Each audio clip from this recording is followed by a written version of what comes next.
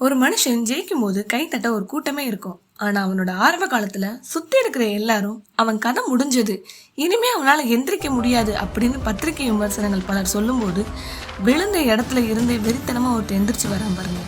அது வெறும் கம்பேக் இல்ல, இத்தனை வருஷமா அடிச்ச அடியில உருவான ஒரு சாம்ராஜ்யத்தின் கர்ஜனை. வெற்றி அடைஞ்சவன் கொண்டாடுவான், தோத்தவன் போராடுவான். ஆனா அடி வாங்கினவன் தான் வெறித்தனமா கம்பேக் கொடுப்பான். 1992 தமிழ் சினிமாவில் ரஜினி, கமல் 2 இமயமலைகள் பாக்ஸ் ஆஃபீஸை ஆண்டுட்டு இருந்த காலம். இவங்க 2 பேருக்கு நடுவில் ஒரு 18 வயசு பையன் ஹீரோவா என்ட்ரி தராரு.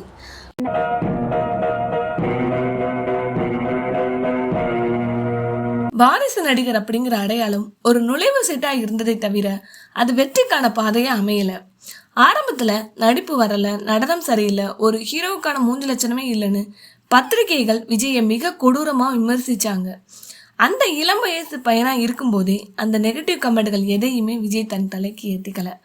விமர்சனங்களுக்கு அமைதியா தன் உழைப்பால பதில் சொல்ல நினைச்ச விஜய்க்கு கிடைச்ச ஆக சிறந்த ஆயுதம் தான் பூவே உனக்காக. இந்த முடிவு உங்களுக்கு வேணா சோகமா இருக்கலாம், ஆனா இந்த சோகம் கூட எனக்கு சோகமா தான் இருக்கு. இந்த ஒரே ஒரு படம் தமிழ்நாட்டோட ஒட்டுமொத்த குடும்பங்கள் மற்றும் பெண்களின் நெஞ்சங்கள்ல விஜயை கொண்டு போய் சேர்த்தது. தியேட்டர்கள் குடும்ப ரசிகர்களால நிரம்பி வழிஞ்சது. ஜோசப் விஜய் தமிழ் சினிமாவோட இளைய தளபதியா, குடும்பங்கள்ல செல்ல பிள்ளையா உருவெடுத்த புள்ளி இதுதான். தொடர்ந்து காதல் படங்கள், சாக்லேட் பாய்னு ஒரு வட்டத்துக்குள்ள சுருங்கிடாம தனக்குள்ள இருக்கிற மாஸ் எரிஞ்சிய வெளிக்காட்ட சரியான நேரத்துக்காக காத்துட்டு இருந்தாரு. அப்படி பிறந்ததுதான் 2003 திருமலை. வாழ்க்கை ஒரு வட்டம் டானு விஜய் பேசின பஞ்ச் டயலாக் தியேட்டரே அதிர வச்சது. அதன் தொடர்ச்சியா வந்த கில்லி திரைப்படம் தமிழ் சினிமாவோட பாக்ஸ் ஆஃபீஸ் ரெக்கார்டுகளை தவிடு புடியாக்கியது. இந்த திரைப்படங்கள் தமிழ்நாட்டோட மாஸ் ஆக்ஷன் ஹீரோங்கிற அரியணையில அவரை உட்கார வச்சது.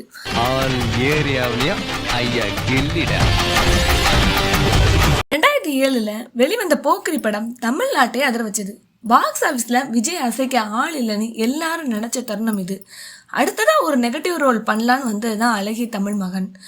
ஆனா அது தோல்வி அடைஞ்சது மட்டும் இல்லாம வரிசையா வந்த குருவி, வில்லு, வேட்டைக்காரன் அடுத்தடுத்து தோல்வியை மட்டுமே சந்திச்சாரு. ஒரு நடிகரோட 50வது படம் தான் ஒரு மைல்கல் மாதிரி. விஜயோட 50வது திரைப்படம் சுறா அவரோட கெரியர்ல படு தோல்வி படமா மாறுச்சு.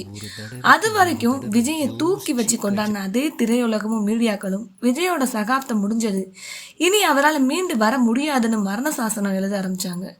சுத்தி இருந்தவங்களும் கேலி பேசினாங்க. தன் கெரியர்ல விஜய் சந்திக்க கூடாத உச்சக்கட்ட நரகம் அது. ஆனா விஜய் யாருக்காகவும் தன்னோட பாணியை மாத்திக்கல. மற்றவங்க விமர்சனம் பண்ணும்போது அவர் அமைதியா தன்னோட உழைப்பை மட்டுமே நம்பினாரு. அடுத்தடுத்து வந்த காவலன், வேலாயுதம் படம் மூலமா ஃபேமிலி ஆடியன்ஸை மறுபடியும் தியேட்டருக்கு வர வச்சாரு. இந்த படங்கள் கமர்ஷியல் ரீதியா ஒரு நல்ல கலெக்ஷனை கொடுத்து அடுத்த பெரிய பாய்ச்சலுக்கு ஒரு நங்கூரமா அமைஞ்சது. காலம் எல்லாத்துக்கும் பதில் சொல்லணும்னு சொல்லுவாங்க. அப்படி 2012 தீபாவளிக்கு காலம் சொல்லி ஆகச்சிறந்த பதில் தான் துப்பாக்கி.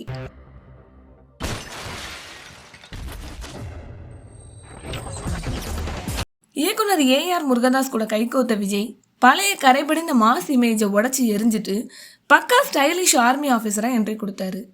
யார் யாரெல்லாம் இவரை பார்த்து சிரிச்சாங்களோ அவங்க எல்லாரையும் தியேட்டர் வாசல்ல டிக்கெட்டுக்காக நிக்க வச்சது இந்த துப்பாக்கி திரைப்படம் தான். தமிழ் சினிமாவில் விஜய் 100 கோடி கிளப்ல இணைச்சி த கிரேட் கம்பேக்கிங்னு உலகத்துக்கு மாஸ்கிட் தந்தது இந்த துப்பாக்கி திரைப்படம் தான். துப்பாக்கி படத்தோட அசுர வெற்றியில இருந்த விஜய்க்கு அடுத்ததா காத்துட்டு இருந்தது ஒரு மிகப்பெரிய அரசியல் சதி. 2013 தலைவா படம் ரிலீஸ் ஆக ரெடி ஆச்சு. ஆனா அந்த படத்தோட தலைப்பும் டைம் டு லீட் அப்படிங்கிற டேக்லைனும் அப்ப இருந்த ஆளுங்கட்சியை ரொம்ப யோசிக்க வச்சது. ஒரு தடவை நம்ம கை கத்தி வந்துருச்சுன்னா ஒண்ணு காக்கும், எல்லாம் அழிக்கும். படத்துக்கு தியேட்டர் கிடைக்காம வெடிகுண்டு மிரட்டல்னு தமிழ்நாட்டுல படத்தை ரிலீஸ் செய்ய முடியாத அளவுக்கு முட்டுக்கட்டை போட்டாங்க. மற்ற மாநிலங்கள்ல படம் ரிலீஸ் ஆகிடுச்சு, ஆனா சொந்த தமிழ்நாட்டுல ரிலீஸ் ஆகல. தியேட்டர் ஓனர்கள், விநியோகஸ்தர்கள் எல்லாரும் கை கழுவுன அந்த நேரத்துல விஜய் ஒன்று புரிஞ்சுக்கிட்டாரு. நம்ம எவ்வளவு பெரிய சூப்பர் ஸ்டாரா இருந்தாலும் இந்த சிஸ்டமும் அதிகாரமும் நினைச்சா நம்மள ஒரே செகண்ட்ல முடக்க முடியும். கத்தி, துப்பாக்கின்னு பேக் டு பேக் 100 கோடி படங்கள் கொடுத்து பாக்ஸ் ஆஃபீஸ்ல உச்சத்துல உட்கார்ந்தாரு விஜய். இனி இவருக்கு சரிவே இல்லைன்னு எல்லாரும் நினைச்சப்போ 2015 ரிலீஸ் ஆன புலி ஒரு ஃபேண்டசி படமா குழந்தைகளுக்கு பிடிக்கும்னு விஜய் பண்ணின சாய்ஸ் படு தோல்வியில முடிஞ்சது. கிராபிக்ஸ் சொதப்பல், விஜயோட கெட்டப்னு சோஷியல் மீடியா முழுக்க சுறா படத்துக்கு அப்புறம் விஜய் கெரியர்ல பயங்கரமான ட்ரோல்ஸ் இந்த படத்துக்கு தான் வந்துச்சு. விஜயோட மார்க்கெட் அவ்வளவுதானு மறுபடியும் சிலர் பேச ஆரம்பிச்சாங்க. ஆனா விமர்சனங்களுக்கு விஜய் வச்சிருந்த பதிலடிக்கு பேர் தான் இயக்குனர் அட்லி காம்போ. 2016 வெளியான தெறி படம் ஒரு வெறித்தனமான போலீஸ் அதிகாரியா பாசக்கார அப்பாவா விஜய் நடிச்ச அந்த கிளாஸ் பிளஸ் மாஸ் ஆட்டம் தியேட்டர்களை வசூல் வேட்டாட வச்சது.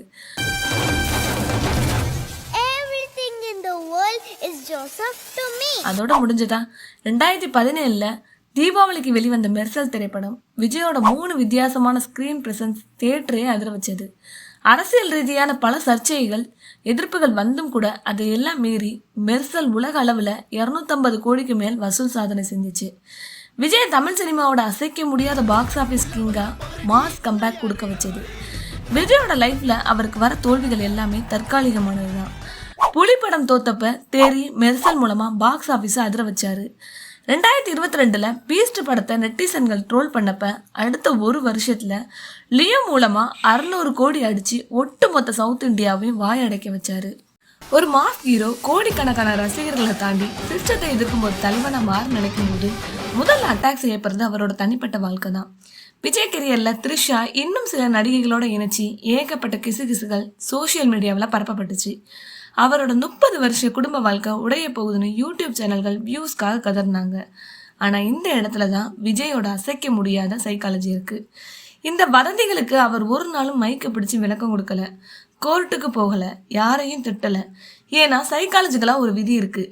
தேவையற்ற வதந்திகளுக்கு நீங்க கொடுக்குற விளக்கம் அந்த வதந்திகளுக்கு இன்னும் ஆயில கூட்டும். அமைதியா இருக்கிறது மூலமா அந்த வதந்திகளையே விஜய் பட்னி போட்டு சாகடிச்சிடறாரு. எதிரிகள் அவரோட இமேஜை உடைக்க பார்த்தாங்க, ஆனா அவரோட அமைதி அவங்கள தான் பைத்தியமாக்குச்சு. தமிழ்நாட்டில் எத்தனையோ மாஸ் ஹீரோகளை இந்த மக்கள் பார்த்துருக்காங்க. ஆனால் தியேட்டர் ஸ்க்ரீனில் எவன் ஒருத்தன் கையை தூக்குனா தியேட்டரே கதறுமோ அவர் இன்னைக்கு கோட்டையில் உட்காந்து கோப்புகளில் கையெழுத்து போடுறாரு. சிஎம் நாற்காலி என்பது முள்கிரீடம்.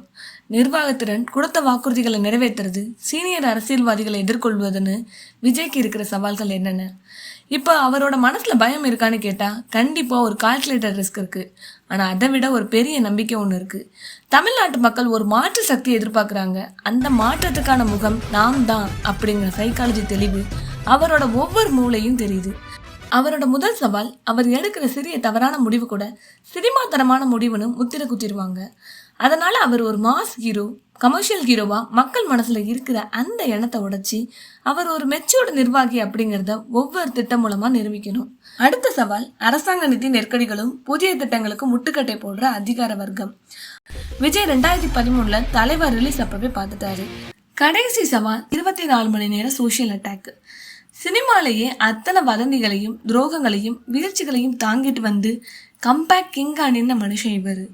முதலமைச்சர் நாற்காலி வேணா ஒரு முள்கிரிடமா இருக்கலாம், ஆனா அன்னைக்கே மரண மாஸ் கம்பேக் பண்ணி பாக்ஸ் ஆஃபீஸ் அதிர வச்ச விஜய்க்கு இந்த அரசியல் சவால்களை சமாளிக்கிறது எல்லாம் ஜுஜிபி. He is not just a learner, he is the silent executioner. இன்னும் சிஎம் விஜய் சாருக்கு அரசியல்ல என்னென்ன சவால்கள் இருக்குன்னு உங்களுக்கு தெரிஞ்சா கமெண்ட் செக்ஷன்ல மறக்காம கமெண்ட் பண்ணுங்க.